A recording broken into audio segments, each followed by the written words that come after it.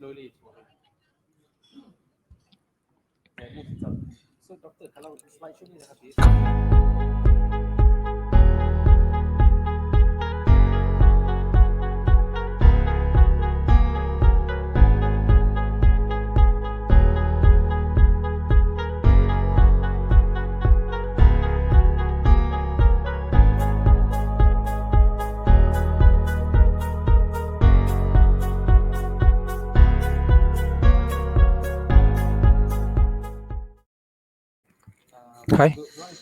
Hi to everyone, CYDES audience in Podium 1. Thank you for tuning in this room. Today we will have, during this hour, we will have Mr. Eric Lam from Microsoft Malaysia. He is the Director of Asia Pacific, Microsoft Security. And today's session is going to be about cyber resilience for hybrid work. And I will introduce Mr. Eric Lam. Hi, Mr. Eric. How are you doing? Hi. Okay, I will excuse myself and you may start your presentation in 3, 2, 1. Hi, everybody. Good afternoon.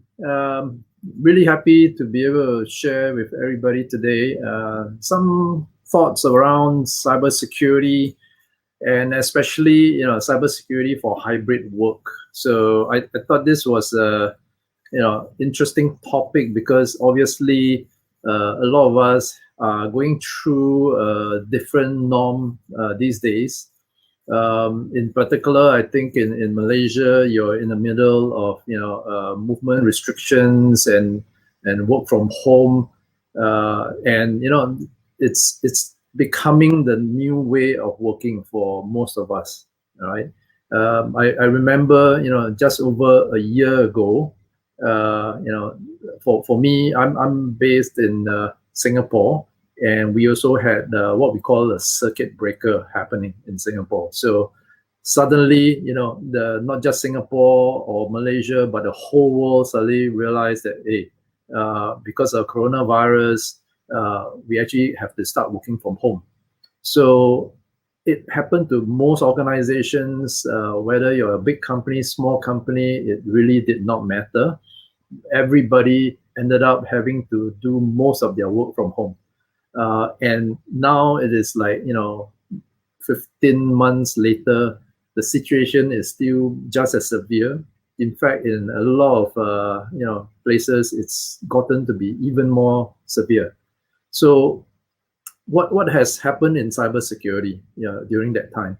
Well, first of all, I mean, our experience in Microsoft itself, and for those of you who may not be so familiar, Microsoft obviously is an international company. We have, employees in, 100, I think, countries around the world. We have over 100,000 employees, so it's a fairly big company. And, we're also a famous company. So in terms of cybersecurity, we are actually quite a big target for hackers and cyber criminals.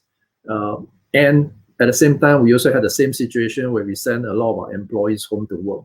So in effect, we actually had to accelerate our digital transformation, during the initial part of COVID-19.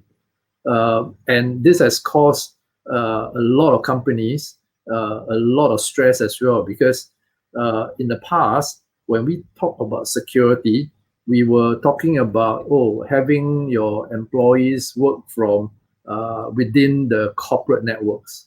And when you had your corporate networks, it's easy for you to manage security because you had a firewall, you had security built into the internal networks. But because of COVID-19, you cannot do so, right? Employees working from home use their home Wi-Fi.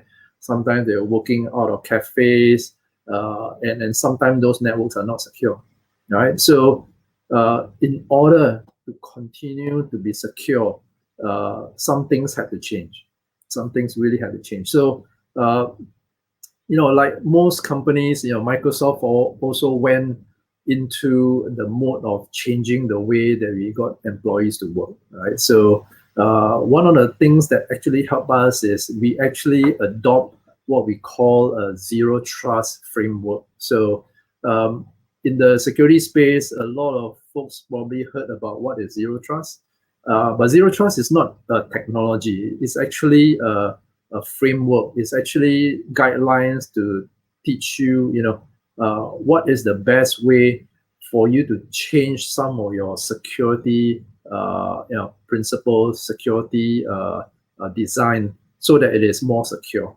All right, and we had to do this because even before coronavirus, there were a lot of changes that were happening in the in the corporate world as well. We talk about opening up the business. We have more suppliers. We have a supply chain that sometimes became risky because we can protect our company, but sometimes the supplier networks are not secure. So it includes certain risks there as well. So the world had already started changing. So in order to be secure, we had to think in advance, right? So a couple of things we did, right? First of all, change the mindset on security. What we firstly did was, because now a lot of us are working from home, we will not assume that everybody is secure, right? So what this means is that we don't trust anybody. We don't trust any employee or application. We will verify explicitly, right? So even though we think it is an employee, but we will still verify. We will authenticate them. Second thing that we do is make sure that we give the least possible access for any employee to do a job. And we give just enough access. In other words, if you needed access to a certain piece of data or you needed to use a certain application, we will only grant access for that period of time that you need it. And then outside of that time, we will revoke the access. And the next time you need to use the application again, we just grant access again after we authenticate. All right. So this is a way where we ensure that we only allow authorized usage, legitimate users to access the data and the applications in the organization. So this way, you actually don't need to rely on just a perimeter network security. You can have employees working from anywhere. All right. And fundamentally, this is what we call assume breach. Assume breach means that we don't rely on a network perimeter. We don't just say that, okay, there's no alerts from the perimeter, so we are safe. What we're doing is we're assuming that sooner or later, a hacker is going to come into our network. But that's fine, because if you assume breach, that means you're always looking out for situations where security has failed. But if you're able to detect the attack faster, you can immediately block it. All right. So, and this is fundamentally very important, because if you assume breach, means that you are going to be looking at security from a point of view of always trust, always verify. All right. And this is basically the definition of zero trust. So this is going to be applied across all the identities, all your employee users, all the devices that they use, all the applications as well. So let me give you a bit more detail what I mean by this. Right. So if you look at a typical company, right, you will have this kind of a setup, right? So right in the middle, you see the security policy enforcement. So if you have a large organization, you need to have a set of policies that define, who can access what data, what devices can they use, what networks are they operating on, and so on. And this is extremely important, because if you don't have this policy, then you cannot control and you cannot monitor. All right. So centrally, you need to have that ability. Once you have the ability, then you use identity to identify users, the devices they use, and the data that they use. And then you can control what kind of access each and every one of them can have. All right. And once you start on this, then you have the ability to secure the environment. So a couple of things. If we talk about identities, for instance, I'm just going to spend very little time on this. One of the things that I mentioned earlier on is that we verify explicitly. Verify means that every time somebody wants to log in, we are going to make sure that they are who they say they are. All right. So for me, Eric Lam, make sure that Eric Lam is the one that is actually coming in. And in order to verify this, I'll do something like multi-factor authentication. So if I try to log in, it's not just ID and password, because we know that passwords are actually not as strong, because passwords can be stolen and password sometimes can be guessed. But if you have multi-factor authentication, means that in addition to ID and password, you have an additional identifier. So it could be an SMS code that is sent to your mobile phone that you have to key in addition to ID and password. So this is very secure. Why? Because in addition to having your ID and password, hacker also need to have your mobile phone and your phone number, right, in order to be able to cheat the system. So having that fundamentally is going to reduce the risk tremendously. All right, passwords are probably the major cause of security breaches in the world today. And if you have just something as simple as multi-factor authentication, you actually remove most of that risk. So this is one of the small but very important recommendations that we need to have. Right, this gives you really the cyber resilience you need to work in a hybrid work environment. All right, everything else will actually follow from MFA, from identity. Right, so once you establish identity, it gives you very, very strong control over security in your whole environment. So this is something that we feel like is extremely useful. Of course, if you needed some additional advice and information about how to do this, please do feel free to contact me. I will have my contact details at the end of the presentation, and also the event organizations can help you to get in touch with me. All right, we actually have a Microsoft Zero Trust framework starter kit that you can use, right, to do this. With a bit of time, maybe I want to touch a little bit on devices as well, because I mentioned earlier on devices is part of Zero Trust. So when we talk about devices, we want to make sure that devices are what we consider healthy. Healthy means that your device, which could be mobile phone, can be a tablet, can be a laptop, PC, they are compliant. They have, like, for instance, the latest operating system. All the system updates are updated, right? Latest updates. They have antivirus installed and also updated, right? So a healthy device means that is, has all the patches and vulnerabilities taken care of, updated properly. And that is the safest way to access your company's data and networks. So when we talk about Zero Trust, again, right, we verify. So we will verify that this device is healthy, latest update is done, and then we allow them to access the network, access the data. All right, so this is a very basic check. But in a large organization, you need to do it for all employees. So you need to have a system that is able to determine device health, monitor, make sure they update. If they are not updated, maybe you have to get the users to update before you give them access. So very, very again, simple technique, but needs to be enforced across the enterprise so that you can be secure. All right, so this is very basically what we do for devices. And when we talk about devices, we're talking about any kind of device, right? So we don't limit by operating system, because we can do it on iOS, iPhones, Android devices, and so on. So this is very important, because today employees like to bring your own device, bring your own mobile phone, right? And we don't want to limit the work that they can do off their devices. So we allow them to use any device, but again, we will monitor and make sure these devices are healthy, they're secure, before we give them access to the company network and company data. So I think if we want to extend the concept of Zero Trust, we will probably also need to look at applications, right?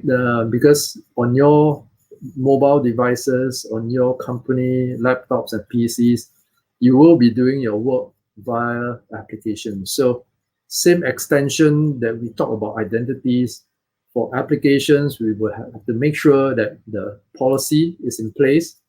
We give them access only to what they need to do.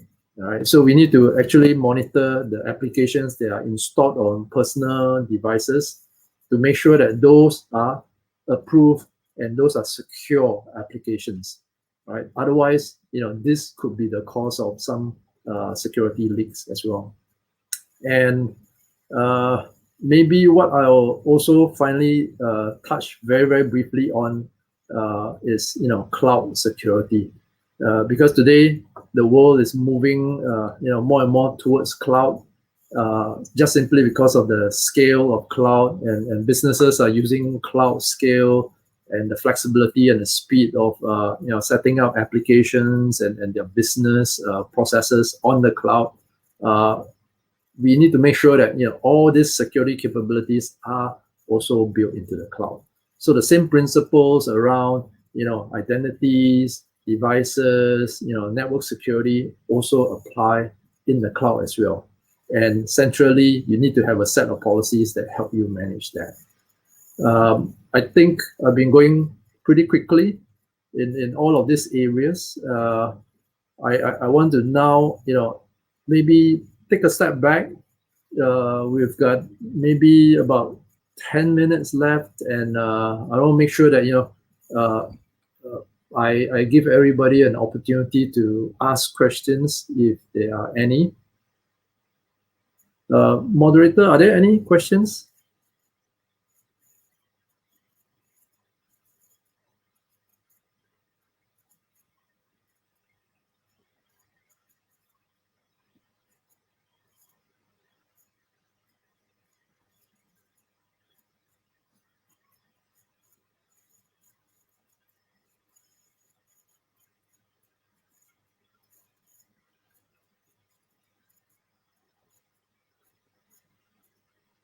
Please do feel free to ask questions. You can put them into the chat, and I'll be happy to answer any questions that you have.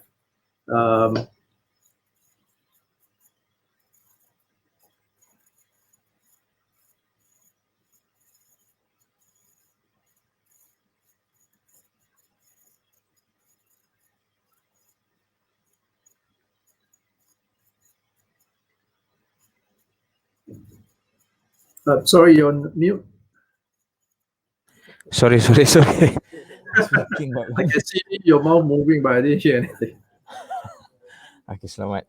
Okay, so thank you so much, Mr. Eric, for the earlier sharing session just now and the presentation that you done earlier.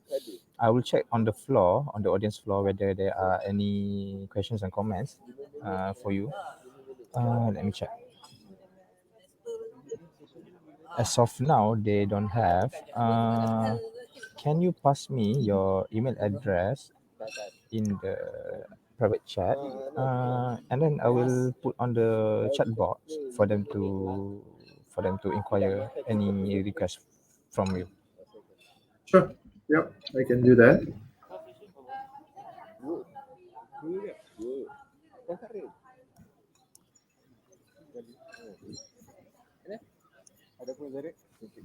Okay, Mr. Eric, I think we can wrap up this session. I wish to say thanks to you. I wish to say thanks to the audience that have tuned in, and see you next time and see you next session. Have a good day. Thank you for the opportunity, and have a great rest of the event. Thank you very much. Absolutely. Thank you. Bye-bye. Bye-bye.